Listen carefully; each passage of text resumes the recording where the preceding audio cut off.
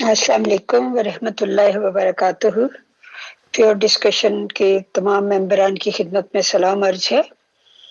Group کو بند کیا گیا ہے، ایڈمنز کے لیے اونلی کھولا گیا ہے تاکہ جو ڈسکشن گفتگو کا سیشن ہے محترم زاہد خان صاحب کے ساتھ اس کا آغاز ہو سکے۔ محترم زاہد خان صاحب، فیصل بھائی آؤٹ آف اسٹیشن ہیں، اگر آپ فارغ ہیں موجود ہیں تو تشریف لے آئیں۔ خدا کا سلام ہو مغل اجالا صاحبہ،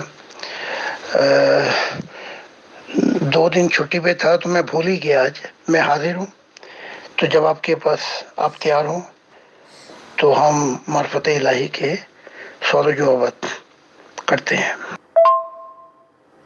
جی محترم زاہد خان صاحب، خوش آمدید۔ میں پہلا سوال آپ سے کرتی ہوں۔ ایک قرآنی آیت ہے کہ اگر ہم اس قرآن کو کسی پہاڑ پر اتارتے تو اللہ تعالیٰ کے خوف سے وہ ریزہ ریزہ ہو جاتا، اس کا کیا مطلب ہے؟ پہاڑوں سے مراد فرشتے بھی ہیں اور اعلیٰ مخلوقات بھی ہیں۔ تو ابھی وہ آیت مجھے یاد نہیں آ رہی کہ یہ امانت ہم نے آسمانوں اور زمینوں کو پیش کی اور انہوں نے اس کو اٹھانے سے انکار کر دیا، اور دیکھو ایک شخص آیا، وہ اپنی جان پہ ظلم کرنے والا تھا اور حالات سے لاپرواہ ہو کر اس نے اس کو اٹھا لیا۔ تو مراد یہ ہے کہ اس کائنات میں کوئی تو ہوگا، یا کہ اس بانسری میں کوئی نہ کوئی تو گیت ہوگا غم کا، کوئی نہ کوئی تو آئے گا جو خدا کی دنیا لے کے آئے گا اس زمین پر، اور وہ حالات سے لاپرواہ تھا کہ کیا بیتے گی اور کیا ہوگا اس کے ساتھ۔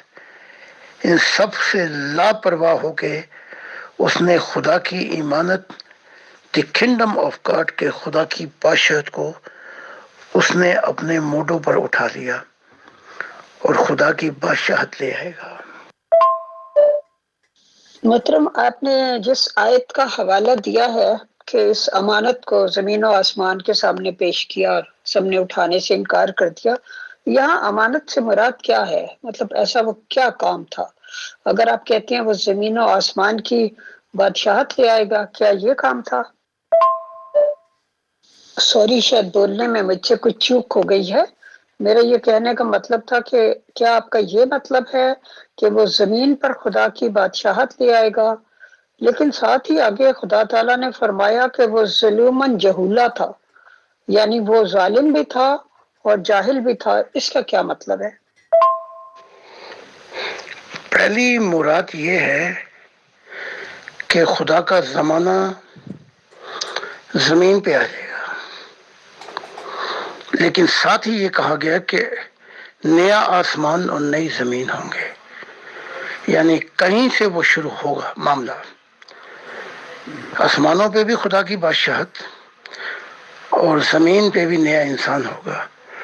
وہ ظالم تھا، یہاں ظالم سے مراد یہ ظلم نہیں ہے، یہاں مراد لی جائے گی کہ وہ اپنی جان پہ ظلم کرنے والا تھا، اس نے ہر ظلم کو برداشت کر لیا اور حالات سے کہ کانسیکوینسز کیا اس پہ گزرے گی، ان چیزوں کی لاپرواہ کر کے اس نے خدا کی بادشاہت کے زمانے کو اپنے کندھوں پہ اٹھایا۔ مراد یہ لی جائے گی، یہ نہیں کہ وہ ظالم تھا یا ظلم کرنے والا تھا، مراد یہ لی جائے گی کہ اس نے ان گنت کراس اٹھا لیے۔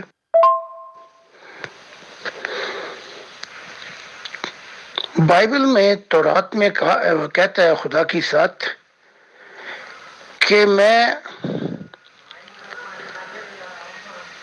وہ جو ناواقف ہوں گے وہ ناداں ہوں گے جو بچوں کی طرح، جس میں کوئی یعنی کہ وہ حکمت نہیں پائی جائے گی، بچوں جیسی عادتیں ہوں گی اس کی، میں ان سے اپنی دنیا لے آؤں گا۔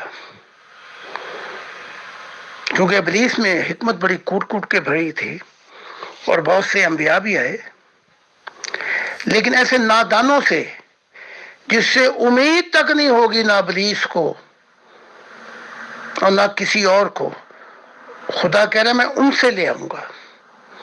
یہاں مراد جاہل سے یہ ناگوار، جاہل سے مراد لی جائے گی کہ اس کا علم بھی محدود ہوگا۔ میں ایسے لوگوں کو چن کر اپنی بادشاہت لے آؤں گا، اور وہ ہر چیز عواقب سے لاپرواہ ہو کے ظلم، جاہلیت کیا ان پہ ہوگا اس کی پرواہ کیے بغیر میری محبت میں انسانوں کی کشتی کنارے لگا دیں گے۔ مطلب یہ ہے اس کا۔ میں آپ کو ایک چھوٹی سی مثال دیتا ہوں۔ ایک حملے میں بال میں بچا، حملے تو 5-6 ہوئے، وہ قید بھی گزار رہے ہیں، بڑا بچا ایک ایک کر کے، بلکہ میں بھی زخمی ہو گیا، اور دوسری طرف سے ایک مارا گیا، یعنی کہ شدید زخم ہوئے، اور پھر اس کے بعد مقدمہ عدالتوں میں ہوا تو 4-5 مہینے پیشیاں پڑتی رہیں، بلکہ ہر دوسرے دن۔ تو آخر میں مقدمہ تو میں جیت گیا، لیکن جج نے مجھ سے ایک بات کہی وہاں پہ۔ واگنا بڑا مشہور جج ہے، جرمنی ہے۔ اس نے کہا تو بڑا ظالم ہے، اور اس نے مجھے یہاں تک کہا کہ تو جاہل بھی ہے، یعنی کہ تو نے جرمنی کو بھی وقت ڈالا ہوا ہے، اور تو نے اپنے فیملی کے لیے بڑا ظالم ہے، ان کو بھی مروائے گا، اپنے آپ کو تو مروانے پہ تل گیا۔ یہ تاریخی الفاظ اخباروں میں بھی آئے، اور میڈیا نے اس کا بتایا بھی۔ اتنا جاہل پن کہ اپنے آپ کو بھی مروا رہا ہے، اور اتنا ظالم اپنی فیملی کو بھی، اپنے بچوں کو بھی، تو نے اور جرمنی کو بھی مصیبت ڈالی ہوئی ہے۔ تو اس نے مجھے مشورہ دیا کہ کچھ سوچ، کیا تجھے حالات سے نا واقف ہے؟ کیا تجھے خبر نہیں کہ تو کیا کر رہا ہے؟ کیا تجھے زندگی سے خودکشی کرنا چاہتا ہے؟ تو میں نے کہا کہ مجھے اپنے خاندان سے ہی محبت ہے، بچوں سے بھی محبت ہے، لیکن میرا خاندان 10 افراد نہیں ہے، میرا خاندان پوری انسانیت ہے۔ میرا خاندان جو ہے یہ پورا جرمنی ہے، 23 کروڑ۔ جب میں نے یہ بات کہی تو وہ خاموش ہو گیا، اسے سمجھ نہیں لگی۔ پھر میڈیا نے ان الفاظوں کو لکھا کہ اسے کہا جاتا ہے انسانیت سے پیار رکھیے۔ جی محترم، بہت بہت شکریہ، آپ نے تفصیل سے بیان کیا۔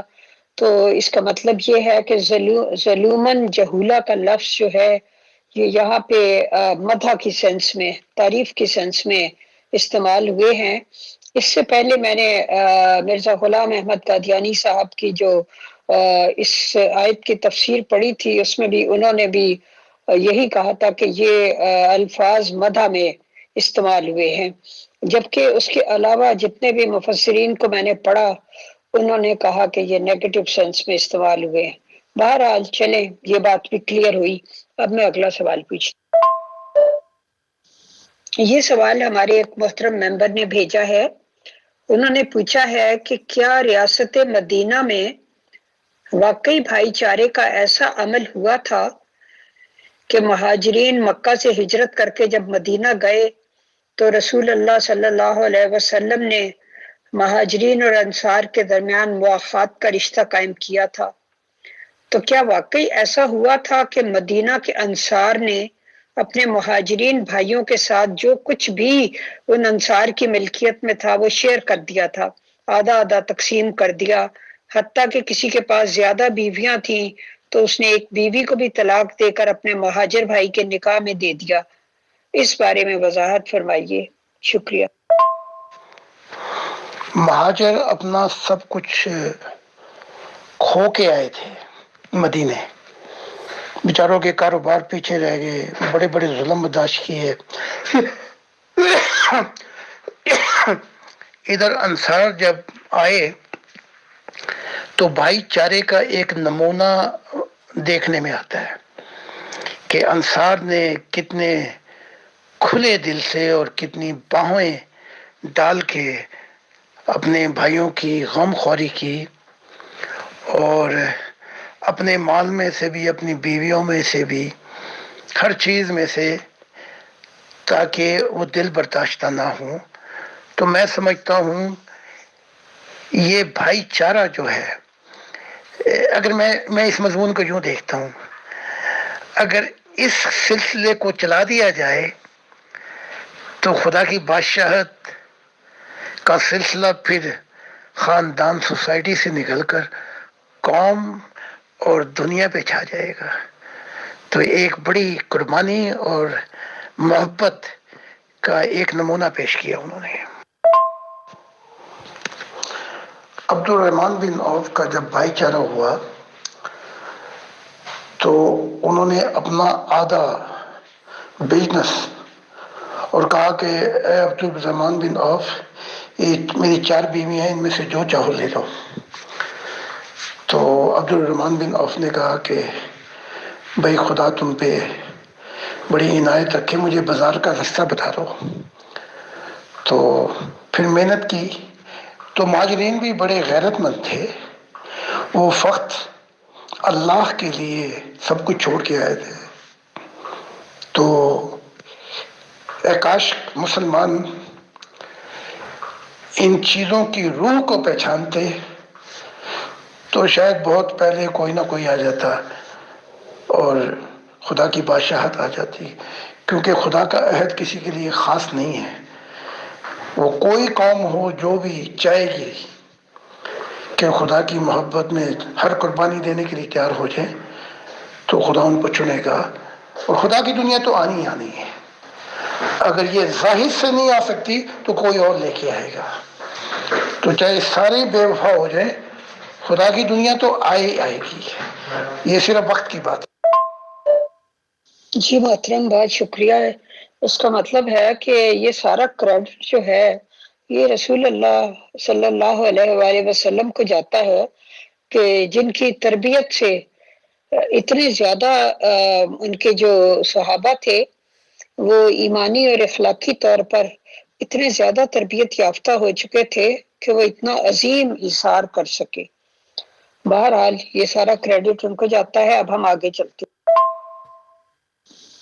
محترم، آپ نے اکثر بتایا ہے کہ جب انسان مر کر اگلے جہان میں جاتا ہے تو فرشتے حساب کتاب کرتے ہیں اور جس قسم کے جہان کے لائق وہ ہو وہاں بھیج دیتے ہیں، جبکہ ایک حدیث میں ہے کہ رسول اللہ صلی اللہ علیہ وسلم سے ایک بدو نے سوال کیا کہ قیامت کے دن حساب کون لے گا؟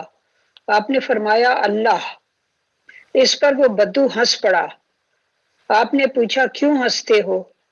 اس نے کہا اللہ بہت کریم ہے، کریم جب غلبہ پاتا ہے تو معاف کر دیتا ہے۔ تو یہ جو اختلاف ہے کہ حساب اللہ لے گا یا فرشتے لیں گے، اس کے بارے میں آپ کیا فرماتے ہیں؟ میں نے ہمیشہ محمد کو نبی اور رسول اللہ کہا،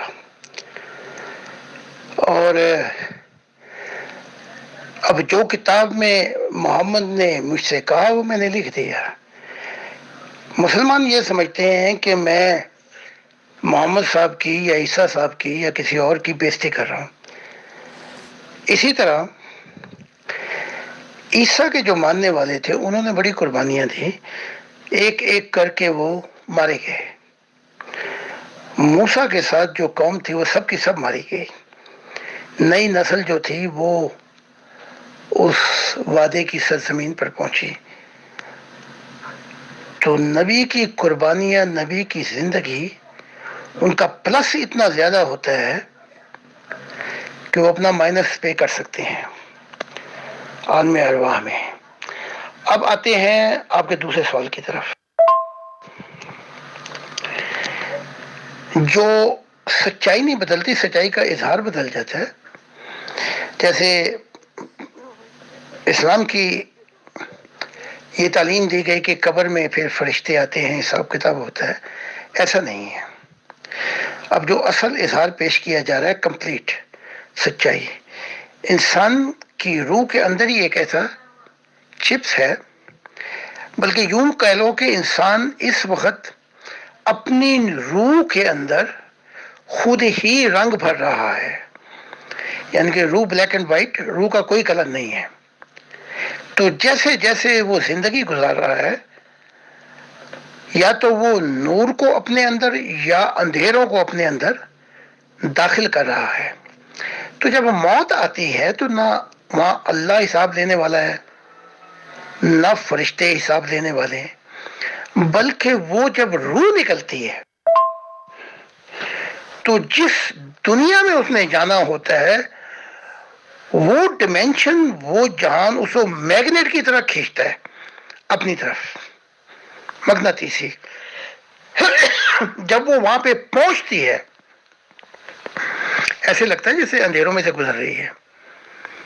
پھر جب وہ اپنی دنیا میں پہنچتی ہے، وہاں ہے کوئی 11 یا کچھ وقفہ ہے، تو وہاں پہ اس کا مائنس پلس دیکھا جاتا ہے، اور اس مائنس پلس کے مطابق پھر اس کو بھیج دیا جاتا ہے جس جگہ کے وہ قابل ہوتی ہے، دوزخوں میں، عالم برزخ میں، نیوٹرل ڈیمینشن۔ اچھا، اب یہاں ایک اور چیز کا بتانا بڑا ضروری ہے۔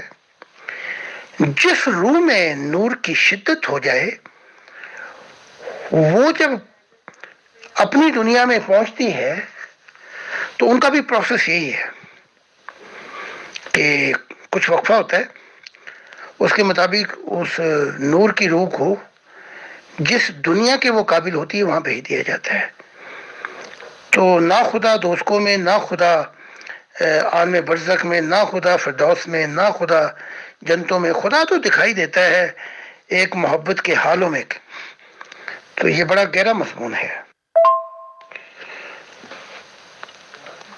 اندھے پن کو، جو جسمانی تو ہم دیکھ لیتے ہیں نا، 5 چیزیں ہماری کھلی ہیں، روحانی اندھے پن کو خدا کی محبت میں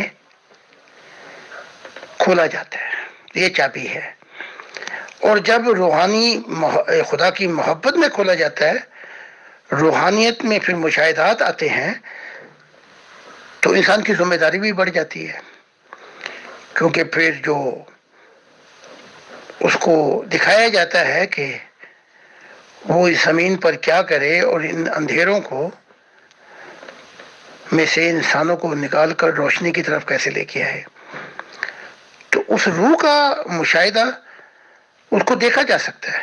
جیسے آپ شیشے میں نہیں دیکھتے، تو وہ روح جو ہے اس کا بڑا، یہ تیر 2 طرف چلتے ہیں، وہ نکل کے آپ کے سامنے بھی آ جاتی ہے، اور اس وقت آپ دیکھ لیتے ہیں کہ یا اس کے اندر اندھیرے کہاں ہیں اور نور کہاں ہے، کہاں کم بیشی ہے۔ پھر ایسا شخص جو ہے وہ بڑی جلدی اپنی بیماریوں کا علاج کرتا ہے اور تیزی سے صبر کرتا ہے مشاہدے الہی کی دنیا۔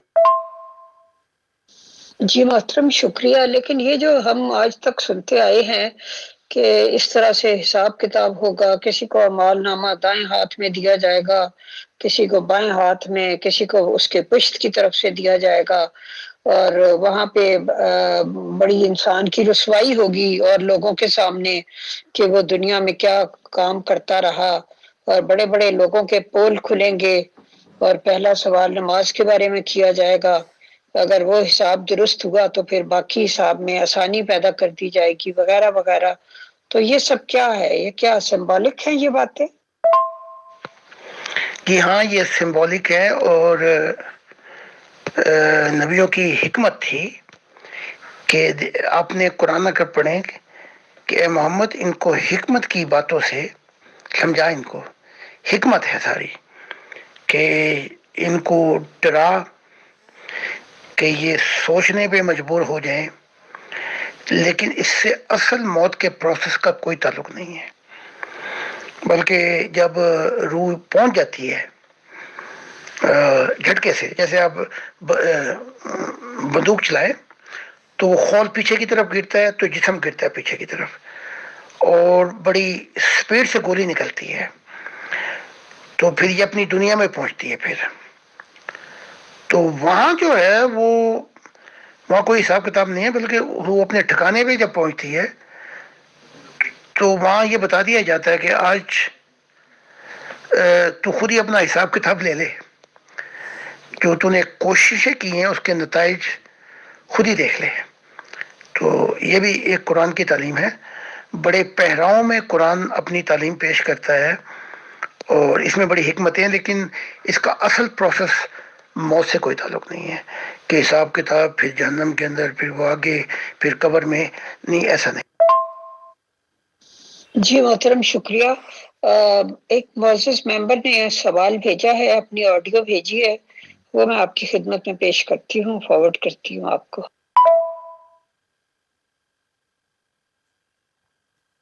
محترم زاہد خان صاحب، السلام علیکم۔ میرا نام سید محمد جہانگیر ہے۔ میں نے اپنی تصویر اور ایک میوزک بھی بھیجی تھی آپ کی خدمت میں، اور ایک سوال کیا تھا کہ اگر آپ کا خداوند قدوس سے ملاقات ہوتی ہے تو میرے بارے میں پوچھیے میں کون ہوں، اور جو جواب ملے مجھے دے دیجیے، مہربانی ہوگی آپ کی، لیکن آپ میرے فون بھی نہیں کاٹ دیتے، یہ آپ کی مہربانی ہے۔ اور میرے سوال کو کیے ہوئے بھی کافی دن ہو گئے، تو اگر موقع لگے تو جواب دے دیجیے۔ لوگ کہتے ہیں آپ جواب دیتے ہیں۔ جزاک اللہ، بارک اللہ، ربنا تقبل دعا۔ اللہ حافظ، ایس ایم جہانگیر۔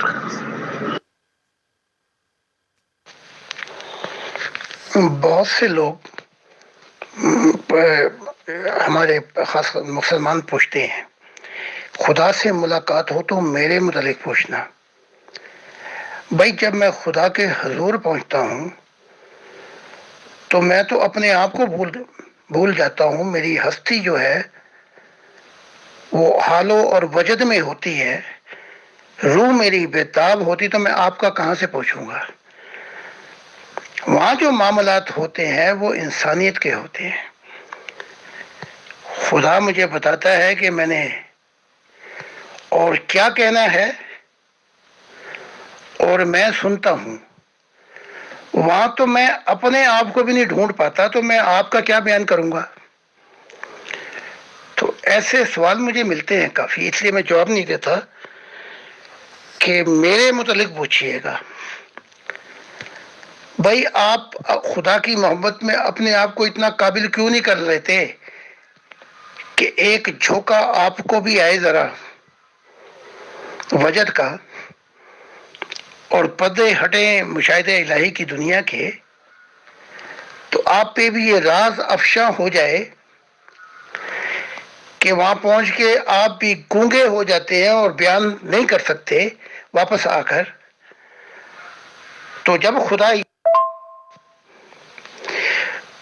جب یہ کہتا ہے خدا، جو یہ کلمہ ہے لا الہ، کوئی نہیں، میں ایک ہوں، اللہ ہوں یا ایشور ہوں، جو بھی ہوں، تو خدا سے جب ملاقات ہوتی ہے وہاں دو نہیں ہوتے میرے بھائی۔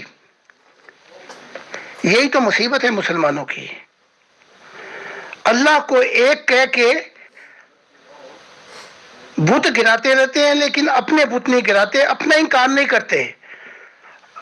تو اللہ کی ذات وہاں میں پہ ملتی ہے جہاں پانی کی بوند سمندر میں گر کے سمندر ہو جاتی ہے، وہاں کے تو حال ہی اور ہیں۔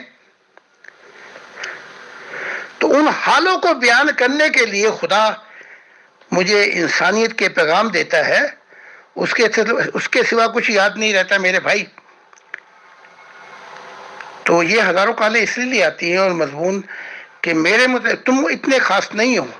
تم خاص جب ہوگے جب تم اپنے آپ کو مٹا دو گے خدا کی منشا میں اور انسانیت سے آگے پہنچ کر روحانیت میں داخل ہوگے. تب آپ مجھ سے پوچھنا کہ بھی میرا حال چال پتہ کرایا، تو آپ تو خود بھی قابل نہیں رہیں گے کچھ بات کرنے کے. انبیاء کی روحیں بھی بےتاب ہو جاتی ہیں اس خدا کی ہستی کو دیکھ کر. بس ایک ہی الفاظ رہ جاتے ہیں، دیکھا نہیں جب وصل ہوا اور محمد آپ کے نبی نے کہا کہ مجھے دوبارہ اس دیار میں مت بھیج، بس اس حال میں رکھ جو میں اس وقت ہوں، جو تجھے دیکھ رہا ہوں. تو جب یہ لوگ پوچھتے ہیں کہ ہمارا پوچھیں، جنہوں کا اندھا پانی دور نہیں ہوا اور روحانیت کی الفت کی دنیا میں پہلا قدم ہی نہیں پڑا، ان کو کیا خبر کہ مشاہدہ الہی کی دنیا کیا ہے. اور پھر جب خدا سے ملن کے حال میں آتا ہے تو کہ میں خود کو بھی پھر خود سے ڈھونڈ نہ پاؤں. انبیاء کی روحیں بھی بےتاب ہو جاتی ہیں اس خدا کی ہستی کو دیکھ کر. بس ایک ہی الفاظ رہ جاتے ہیں، دیکھا نہیں جب وصل ہوا اور محمد آپ کے نبی نے کہا کہ مجھے دوبارہ اس دیار میں مت بھیج، بس اس حال میں رکھ جو میں اس وقت ہوں، جو تجھے دیکھ رہا ہوں. تو جب یہ لوگ پوچھتے ہیں کہ ہمارا پوچھیں، جنہوں کا اندھا پانی دور نہیں ہوا اور روحانیت کی الفت کی دنیا میں پہلا قدم ہی نہیں پڑا، ان کو کیا خبر کہ مشاہدہ الہی کی دنیا کیا ہے. اور پھر جب خدا سے ملن کے حال میں آتا ہے تو کہ میں خود کو بھی پھر خود سے ڈھونڈ نہ پاؤں. وہاں تو آتش سوزا محبت الہی سے آگ جو ہے وہ سب کچھ جلا کے اپنے نور کا حصہ بنا لیتی ہے.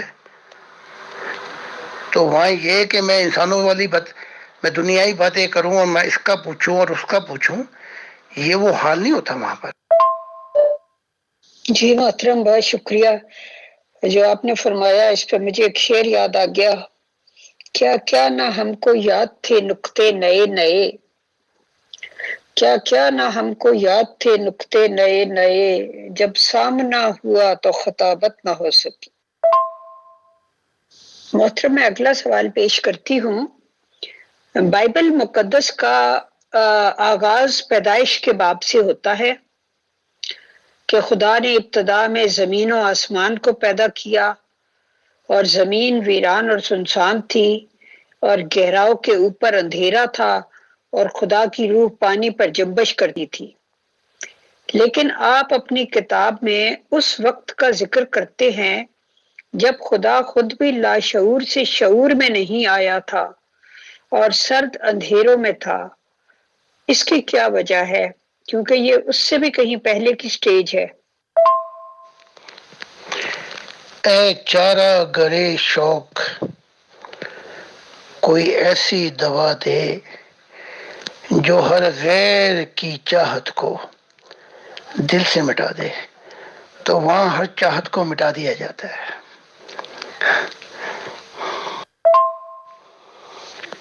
یہ پیدائش، یہ 5 کتابیں موسیٰ کی ہیں.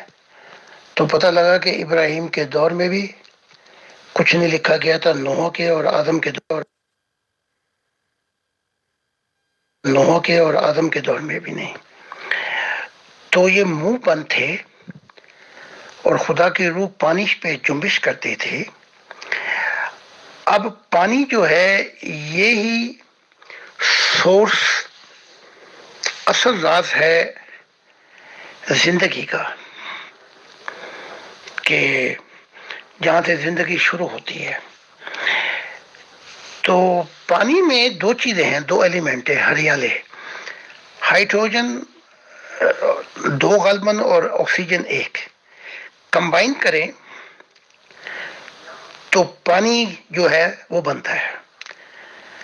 تو یہاں جو بہت لمیٹیشن اظہار کیا گیا ہے وہ یہ ہے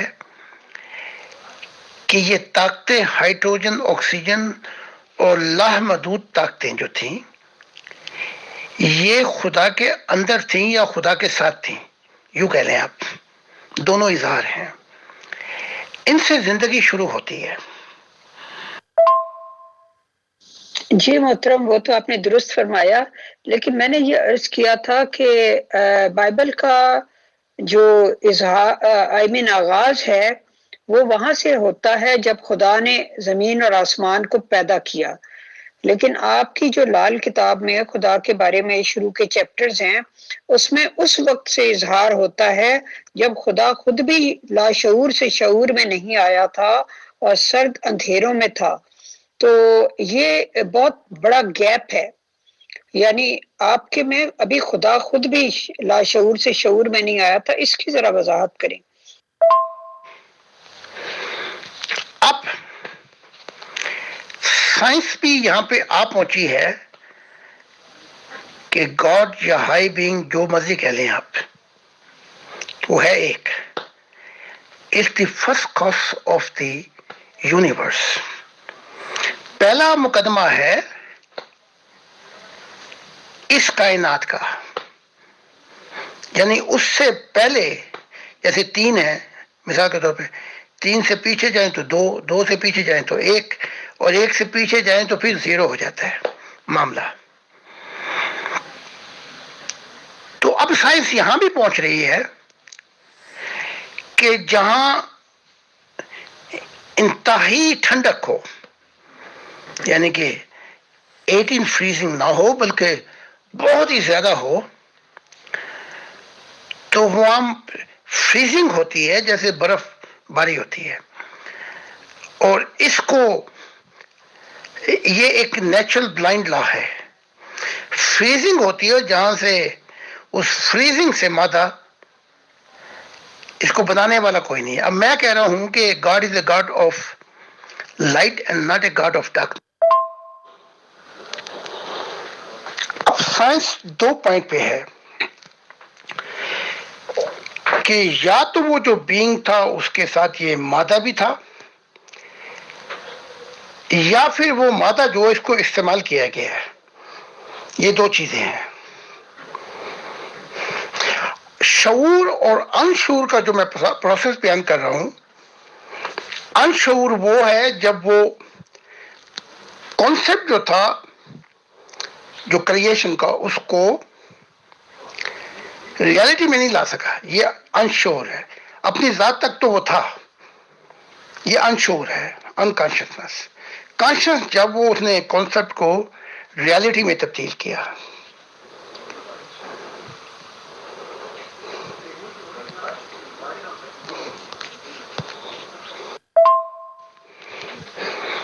یہ جو پروسیس ہے زمین کا، یہ تو خدا کی نگاہ میں تو جمعہ 4 دن 6 دن کی بات ہے. تو اس پروسیس میں تو یہ جو ہماری ہیومن کریشن ہے، اس میں تو بلکہ اشارہ بھی کرتا ہے خدا کہ وہی، یہ نہیں کہتا کہ میں وہی. تو اس میں تو پھر فرشتے بھی آ جاتے ہیں اس پروسیس میں. خدا آرکیٹیکچر تھا تو فرشتے کام کرنے والے تھے.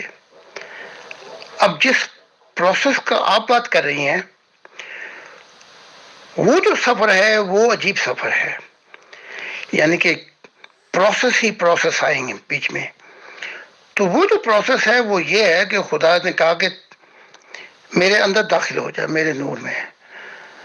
تو وہاں تو پھر 3 پروسیس ہے، نہ سناہٹ تھی، نہ کچھ دکھتا تھا، نہ محسوسیات تھیں. تو اس اندھیروں کے پروسیس میں میں نے جو دیکھا، جو خدا نے دکھایا کہ ایسے ایلیمنٹ جو مل رہے تھے، وہاں سے پہلا مقدمہ خدا کا شروع ہوتا ہے. اگر آپ چاہیں تو پھر اس کو ڈیٹیل میں بیان کرنا پڑے گا مجھے، تو اس کے لیے دیکھ لیں پھر وقت ہے کہ نہیں. جی محترم، وقت بھی کم ہے، اور دوسری بات یہ کہ یہ ذرا بہت ہی ثقیل مضمون ہے جو میرا خیال ہے کہ عام لوگوں کی سمجھ سے بالا ہوگا. اگر کوئی اس کو پڑھنا چاہے تو وہ کتاب میں ہی آپ کی پڑھے تو زیادہ بہتر ہے. میں اگلا سوال کرتی ہوں. رسول اللہ محمد صلی اللہ علیہ وسلم کا ارشاد ہے کہ قرآن غم کی حالت میں نازل ہوا ہے، جب تلاوت کرو تو اپنے آپ کو غمگین کرو. اس کا کیا مطلب ہے؟ یہ جیسے خدا کی ذات روشنی ڈالتی ہے، کان، آنکھ اور دل، یہ 3 پروسیس ہیں. سناہٹ، پھر اندھے پن سے جب دیکھنا شروع کیا، کان، آنکھ اور پھر دل، یہ 3 پروسیس ہیں.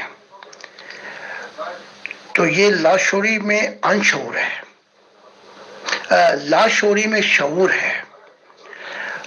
اور خدا کی پہلی ذات کا جو مقدمہ ہوا وہ لاشعور، پھر وہ لاشعور سے شعور میں آیا. اس وقت تو نور بھی نہیں تھا، اس وقت تو کسی فارم کی بات نہ کریں. تو دیکھ لیں، ورنہ پھر میں اگلا وقت رکھ لیں اسی. اس کا وہی مطلب ہے جو میں بیان کر رہا ہوں کتاب میں، کہ خدا دکھائی دیتا ہے کہ وہاں تنہائی تھی، اکیلا پن تھا اور غم تھا. یہ 3 چیزیں کمبائن ہوتی ہیں جو زندگی کے راہ کو ہموار کرتی ہیں. اس لیے جو زندگی پیدا ہوئی ہے اس کے پیچھے محرکات جو ہیں وہ ایموشن ہیں، محبت. تو قرآن بھی یہی کہہ رہا ہے کہ غم کی حالت میں ٹھہر ٹھہر کے پڑھو. تو اس 3 چیزوں میں جو میں نے بیان کیا ہے، تنہائی تھی، اکیلا پن تھا، غم تھا، کیونکہ وہ اکیلا تھا. وہ اپنے ایموشن، اپنی محبت کا اظہار کرنا چاہتا تھا جو اس نے کیا کائنات میں. پھر لیکن محبت، کائنات بھی تھی، محبت دینے والا تھا، لینے والا کوئی نہیں تھا. تو جب آپ اعلیٰ عرفہ جنتوں میں سفر کریں گی تو وہاں خدا کا اکیلا پن، تنہائی اور غم بہت پائیں گی. انجوائے تو سب کچھ ہی ہے جنتوں میں، لیکن یہ 3 چیزیں اتنی زبردست ہیں کہ وہاں پہنچ کے آپ کہیں گی کہ مجھے نیچے پہنچاؤ، مجھ سے یہ برداشت سے باہر ہے، یہ جو غم کا پریشر ہے.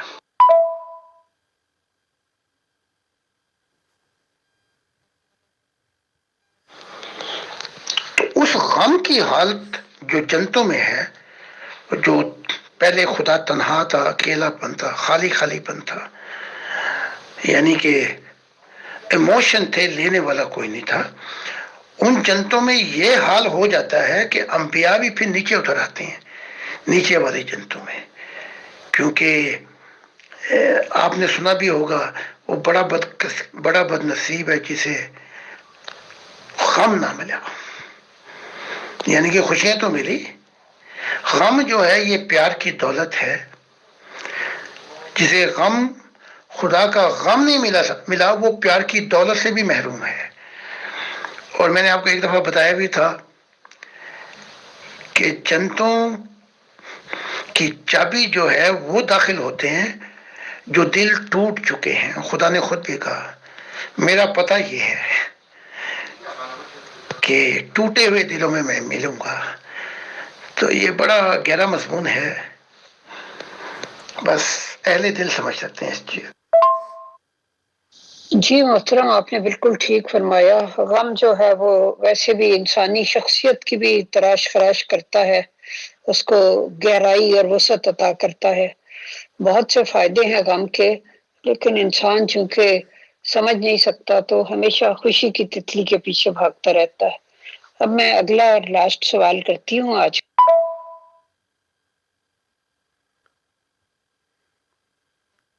جی یہ ہمارے آج کے سیشن کا آخری سوال ہے۔ بعض لوگ کہتے ہیں کہ خدا تعالیٰ کی رضا میں راضی رہنے کی نشانی یہ ہے کہ تم دعا نہ کرو، جس حال میں خدا رکھے اسی میں راضی رہو، اور دوسرا گروہ کہتا ہے کہ خدا تعالیٰ نے خود دعا کرنے کا حکم دیا ہے، جو دعا نہ کرے خدا تعالیٰ اس سے ناراض ہوتا ہے۔ آپ کی اس بارے میں کیا رائے ہے؟ دعا کرنی چاہیے اور کرنی پڑتی ہے۔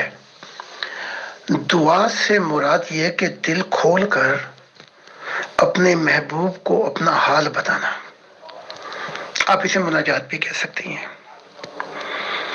تو جب محب اپنے محبوب کو اپنے دل کا حال بتا رہا ہوتا ہے تو اسے ہینڈی تھوڑی مانگتا ہے، یا کہتا مجھے کوئی گاڑی دے دے یا جہاز دے دے یا مالدار بنا دے۔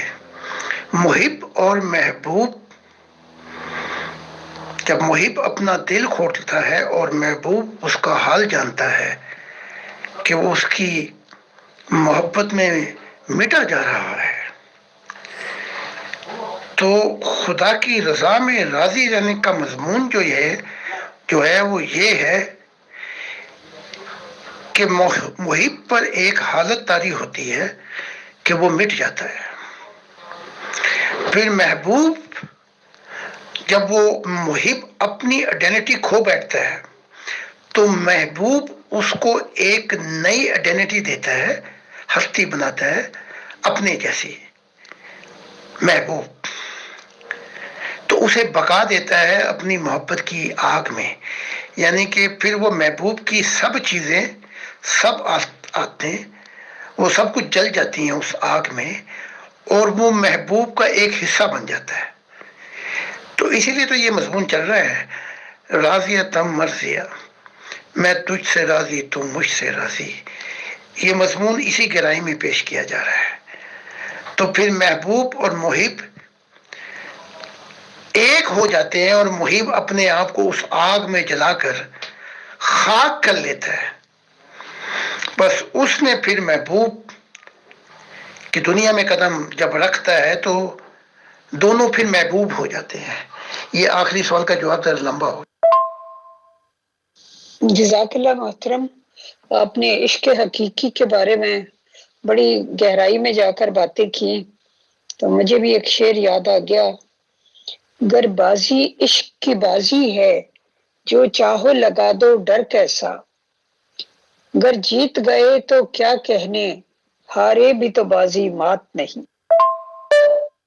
اور ہمارے قومی ترانے کے، پاکستان کے قومی ترانے کے خالق محترم حفیظ جلندری صاحب فرماتے ہیں، کیوں ہجر کے شکوے کرتا ہے، کیوں درد کے رونے روتا ہے، اب عشق کیا ہے تو صبر بھی کر، اس میں تو یہی کچھ ہوتا ہے۔ محترم، میں پیور ڈسکشن کی ٹیم کی طرف سے، فیصل بھائی کی طرف سے اور اپنی طرف سے آپ کی تہہ دل سے شکر گزار ہوں کہ آپ نے اپنے قیمتی وقت میں سے یہ وقت نکالا ہمارے لیے، اور بہت سی روحانی اعلیٰ درجے کی باتیں بتائیں جو روحانیت کے طالبوں کی پیاس بجھانے کا باعث ہیں۔ بہت بہت شکریہ آپ کا۔ ہوش والوں کو خبر کیا بے خودی کیا چیز ہے، عشق کیجئے پھر سمجھیے زندگی کیا چیز ہے۔ تو عشق حقیقی کے بغیر تو انسان اپنے آپ کو بھی نہیں پہچان سکتا۔ بہت بہت شکریہ، بہت جزاک اللہ محترم زاہد خان صاحب، پوری admins team and all dear group members of pure discussion group. السلام علیکم ورحمۃ اللہ وبرکاتہ۔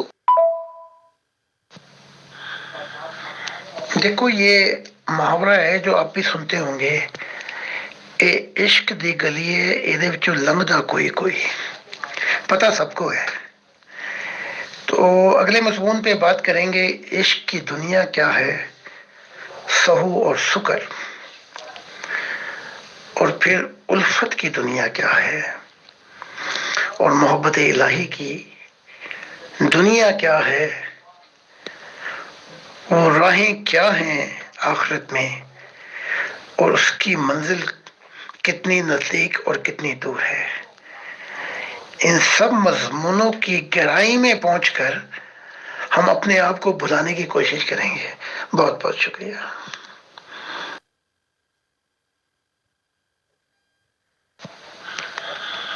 میں بھی بہت شکر گزار ہوں امیر فیصل صاحب، آپ کا بھی، آپ کی ٹیم کا بھی، مغل اجالا صاحبہ کا بھی، جو معرفت الہی پر سوال کرتی ہیں تاکہ کوئی پیاسا خدا کی محبت کا، کوئی بھوکا جسے تلاش ہے خدا کی، وہ اپنی دنیا میں محبت کی قدم رکھ لے۔ تو میرا کام یہ ہے کہ انسان کو اس موڑ پہ لے آنا کہ اس کے دماغ، اس کے شعور، اس کے ضمیر اور دل کو اس بات پر سوچنے پہ مجبور کر دوں دل سے کہ اس کا سفر شروع ہو جائے۔ بہت بہت شکریہ، اور سب کا دل کی گہرائیوں سے، اور ان کا جو خدا کی تلاش میں ہر جگہ پہنچے اور ہر جگہ تلاش کر رہے ہیں، کہ وہ اس خدا کو پالیں تاکہ زندگی کا مقصد جو ہے وہ ان کو اڑا کر اس منزل پہ پہنچا دے۔ میری دیوانگی پر یہ ہوش والے بحث فرمائیں، میری دیوانگی پر یہ ہوش والے بحث فرمائیں، مگر پہلے انہیں دیوانہ بننے کی ضرورت ہے۔ تے رکھ قدم اور پھر ویکھ کہ راہ جانے تے واہ جانے، واہ پہ جانے۔